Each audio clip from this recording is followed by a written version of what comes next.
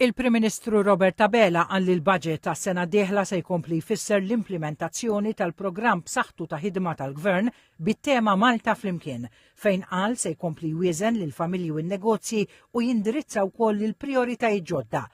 Il-Prim Ministru qal li l-budget se jkompli bl-inċentivi fiskali illi se jintrabtu mal-5 prijoritajiet li fihom trid tkun iddirezzjonata l-ekonomija tal-pajjiż. Dr. Abela fisser il-budget 2025 bħala ieħor soċjalment b'saħħtu, iżda wkoll li jippremja l-bżulija billi saħħaħ il-faxxa tan-nofs, il-middle class, permezz ta' tnaqqis fir-rata tat-taxxa ta' dħul.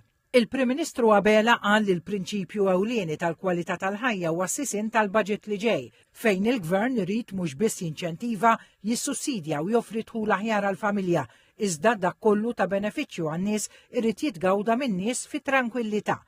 Il-Prim Ministru nnota l-eżerċizzju ta' konsultazzjoni li l-Gvern għaddej bih mal-imsieħba soċjali u n-nies. Qal li dan id-dialogu soċjali huwa importanti fit-tfassil tal-budget li bih il-Gvern ikompli joffri direzzjoni għas-sena li ġejja u ilin minna.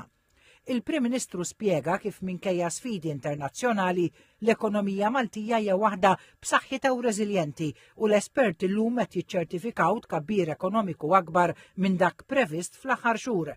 Il-Prim Ministru Abela għalli xogħol il-Gvern huwa li dak it-tkabbir ikun sostenibbli u jindirizza realtajiet ġodda b'enfasi aktar lejn il-kwalità fosthom meta l-pajjiż jiġi biex jagħmel investiment li jrid imur għalih, partikolarment dak li jħalli valur miżjud u jirrikjedi anqas ħaddiema magħrufa bħala low skilled.